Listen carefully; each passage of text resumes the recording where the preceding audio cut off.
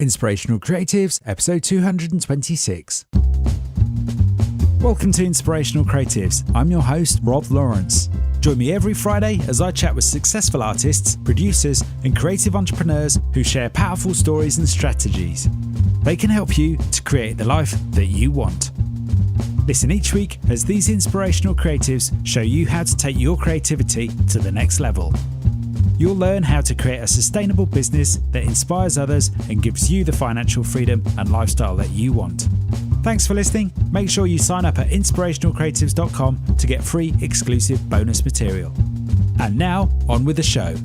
Rob here, and a very warm welcome to 30 days of daily inspiration on the Inspirational Creatives podcast. To celebrate 200 episodes and 3 years of Inspirational Creatives, I've chosen to offer you 30 days of daily inspiration to help you get ready for 2018.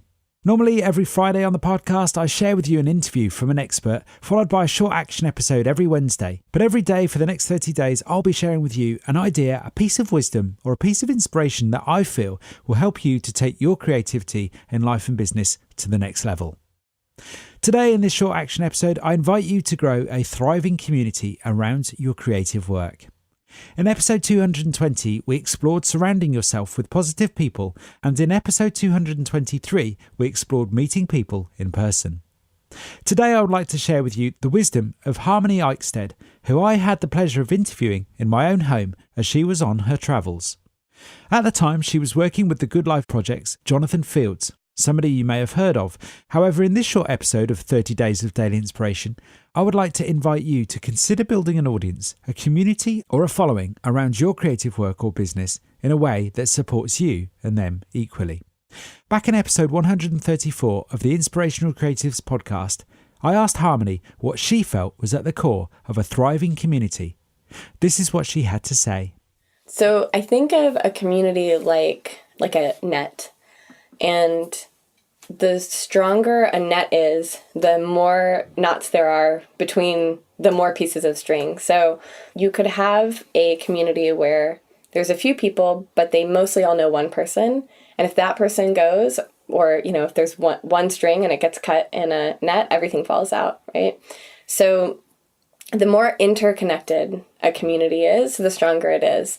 And that means that if somebody gets sick, if somebody leaves, if they move, the whole community doesn't fall apart. So one of the best things you can do if you want a community to be stronger is make sure everyone knows everyone else. And there's lots of relationships that exist outside of you. What I learned from Harmony is that the more interconnected a community is, the stronger it is. So you might be quite reasonably wondering, well, that's great, but how do you grow a thriving community? Well, here's Harmony again, from episode 134, sharing her 3 guiding principles for growing a thriving community.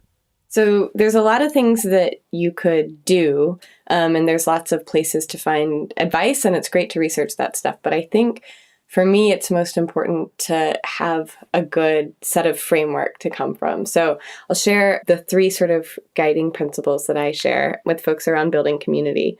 And the first one is that relationships are sacred. So I really advise people to build community and build relationships without an agenda for where they will go. So if you meet someone and you vibe with them, you don't have to have a reason to maintain that relationship. That reason will play itself out. So another way to say that is relationships are an ends. They're not a means to get to your ends. Number 2, and this one I think really trips people up a lot, there's no such thing as one-directional giving.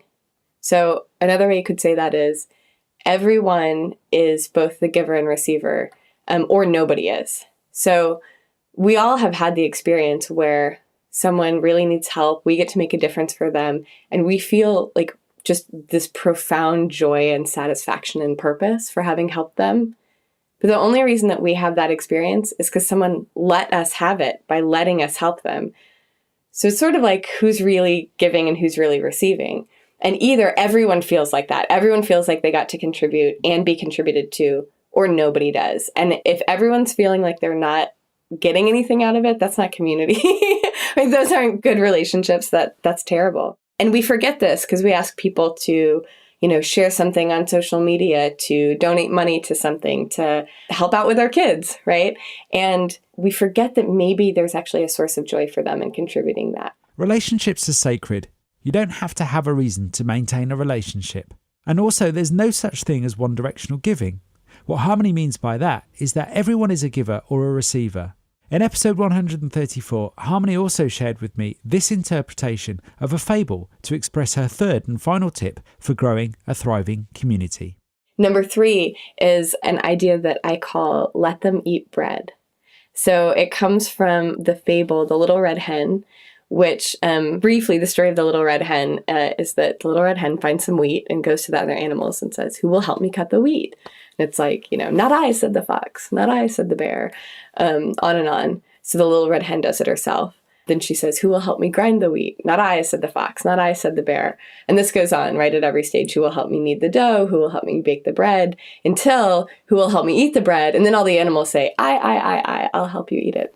And the little red hen in the original version says, "Nope, like I did all the work. I'm eating all the bread." And there's, a moral in there about hard work, which is fair. But my version of the Little Red Hen community organizer ends a little bit differently, where the little red hen shares the bread with everyone and gives them this taste of the victory that's possible if they do this work. And you start with, as soon as you possibly can, giving away credit and giving away the experience of victory.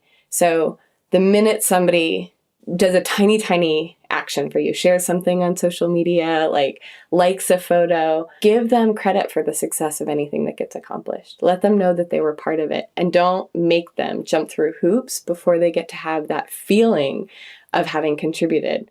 So give credit early and often. The minute somebody shares a photo or does something for the community you are building, give them credit. Help your community to experience a taste of success before success has been achieved. Building a community around your vision, your creative work, is a great way to start building a thriving community that is interconnected and a community that will support each other. Following Harmony's guidance, you can begin to build a community of members and participants aligned to further support each other with and without you. When it comes to creating, thriving and surviving in this world, as my good friend and mentor and previous guest on the show, Pam Slim, once shared with me, we all need each other.